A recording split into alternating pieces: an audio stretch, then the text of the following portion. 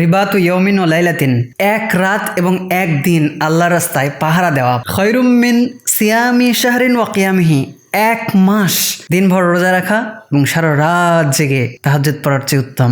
সুবহানাল্লাহ। ওয়া ইম্মাতা জারা আলাইহি আমালুহু, আর আল্লাহর রাস্তায় পাহারা দিতে গিয়ে, আল্লাহর রাস্তায় জিহাদে গিয়ে কেউ যদি ইন্তেকাল করে, মারা যায়, শহীদ হয়, যদি এয়ার স্ট্রাইক হয়, আমাদের তো আর আয়রন ডোম নেই যে আমরা আয়রন ডোম দিয়ে রক্ষা করব, যারা আলিহি আমালুহু, তাহলে তার আমল জারি থাকে।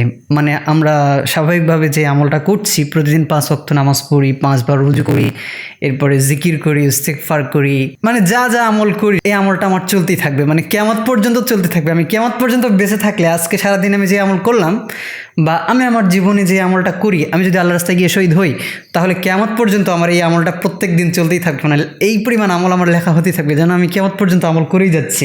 উজিরিয়া আলাইহি রিজকুহু, এবং কবরে তাকে রিজিক পৌঁছানো হয়। দুনিয়াতে আমরা বেঁচে থাকলে যেমন আমাদের রিজিকের প্রয়োজন হয়, আমরা খাই, কবরে সেরকম ব্রেকফাস্ট, লাঞ্চ, ডিনার এগুলো পৌঁছানো হবে আল্লাহর পক্ষ থেকে। অন্য মাইয়িতের কিন্তু কবরে পৌঁছানো হয় না, কিন্তু শহীদদের এটা বিশেষ ফজিলত। ওয়া আমিনাল ফুত্তানা, এবং ফাতেনদের থেকে, সওয়ালকারীদেরকে থেকে বেঁচে যাবে। কবরে যে দুজন ফেরেশতা এসে জিজ্ঞেস করে যে মান রব্বুকা, মা দিনুকা, মান নাবিয়ুকা, এই প্রশ্নগুলো তাকে করাই হবে না, কারণ সে আগে থেকেই কোয়ালিফাইড।